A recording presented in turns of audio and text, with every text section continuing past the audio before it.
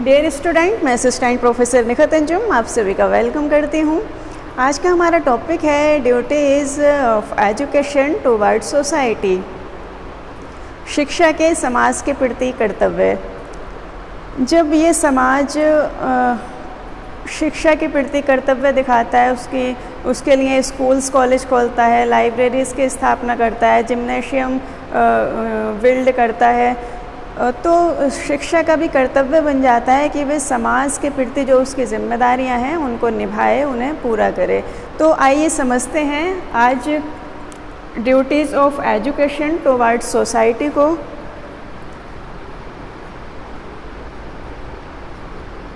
Duties of education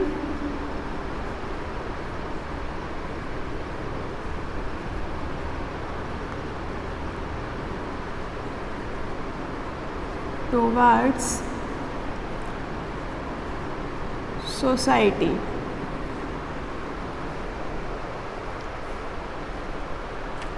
first number पर आता है समाज की संस्कृति और सभ्यता का संरक्षण। प्रत्येक समाज ये चाहता है जो मेरी सभ्यता है, संस्कृति है, जो उसके रीति रिवाज हैं, जो परंपराएं हैं, वो संरक्षित रहनी चाहिए, प्रिजर्व रहनी चाहिए। कोई भी समाज उसको नष्ट नहीं करना चाहता। तो शिक्षा का पहला कर्तव्य ये बन जाता है कि जो समाज है, सभ्यता है, संस्कृति है, कल्चर है, सिविलाइजेशन है, उसके जो परंपराएं हैं, उसके जो रीति रिवाज हैं, उसमें जो अच्छी बातें हैं, उनको शिक्षा, एजुकेशन प्रिजर्व करे। तो फर्स्ट नंबर पर preservation of culture and civilisation. Preservation of culture and civilization।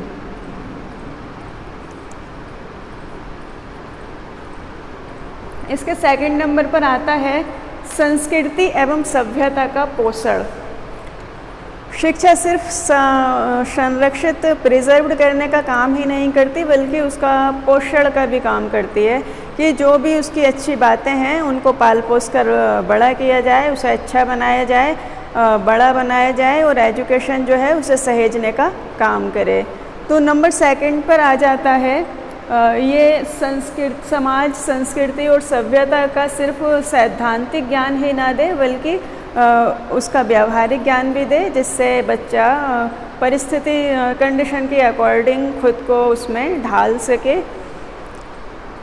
Maintenance of culture and civilisation.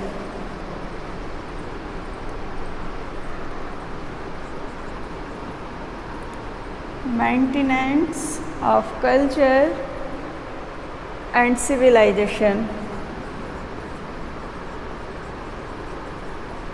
And civilisation. फिर थर्ड नंबर पर आता है समाज की संस्कृति तथा सभ्यता का विकास। अगर समाज की और संस्कृति की सभ्यता का विकास नहीं होगा तो उसकी जो प्रोग्रेस है वो रुक जाएगी। तो शिक्षा के लिए ज़रूरी है कि जो हमारी कल्चर है, सिविलाइजेशन है, उसको डेवलप भी करे। Development of culture and civilisation.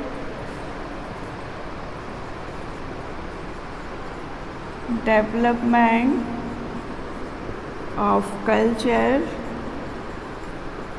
And civilisation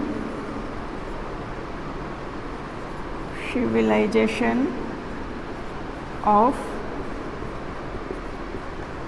society. Number 4 पर आ जाता है समाज की आवश्यकताओं को पूरा करना। अगर एजुकेशन सोसाइटी के नीड को पूरा नहीं करती तो वो अच्छी एजुकेशन नहीं मानी जाएगी। इसलिए बदलते टाइम के अकॉर्डिंग हमारी एजुकेशन को भी ऐसा होना चाहिए कि वो हमारे समाज की जो नीड्स हैं उनको पूरा कर सके और बच्चे को इस लायक बना सके कि वो उसमें रहते हुए, उसकी नीड को पूरा करते हुए समाज की प्रोग्रेस में, उसकी तरक्की में अपना योगदान दे। तो 4th नंबर पर आ जाता है फुलफिलमेंट ऑफ सोशल नीड, समाज की आवश्यकताओं को पूरा करना। Fulfilment of social needs. Number 5 पर आता है इम्प्रूवमेंट इन करिकुलम, पाठ्यक्रम में सुधार। ये भी एक बहुत इम्पोर्टेंट फैक्ट है। अगर हम जो करिकुलम हमें 10 साल पहले पढ़ाया जाता था उसको 10 साल बाद भी पढ़ाएंगे तो क्या वो हमारी समाज की आवश्यकताओं को पूरा कर पाएगा? इम्पॉसिबल है, क्योंकि पल पल हमारी आवश्यकताएं बदल रही हैं, हमारा समाज बदल रहा है। तो उसी के अकॉर्डिंग ज़रूरत है करिकुलम को भी डेवलप करने की, उसको चेंज करने की, जो वो समाज की नीड को पूरा कर सके और बच्चे को इस लायक बना सके कि वो इस माहौल में रहते हुए खुद को एडजस्ट कर सके। इम्प्रूवमेंट इन करिकुलम, पाठ्यक्रम में सुधार। Improvement in curriculum.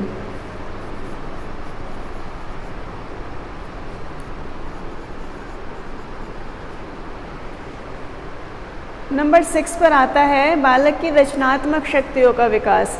जब तक बच्चे की क्रिएटिविटी का डेवलपमेंट नहीं होगा तो बच्चा इतना अच्छा नहीं कर पाएगा जितना अच्छा कि वो कर सकता है। तो शिक्षा का, एजुकेशन का की ये ड्यूटी बनती है कि बच्चे को ऐसी एजुकेशन अवेलेबल कराए कि वो अपने जो उसकी क्रिएटिव पावर है, जो कंस्ट्रक्टिव पावर है, उनको डेवलप कर सके और नए नए इनोवेशन कर सके जो समाज के लिए उपयोगी हों, अच्छे हों। तो आ जाता है 6 नंबर पर development of constructive power. Development of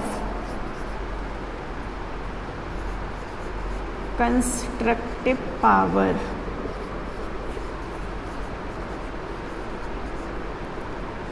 तो ये थे कुछ समाज के प्रति शिक्षा के कर्तव्य, जिसमें एजुकेशन अपनी ड्यूटीज़ को अच्छे से निभाते हुए समाज की प्रोग्रेस कर सके और उसे अच्छा बना सके। थैंक्स।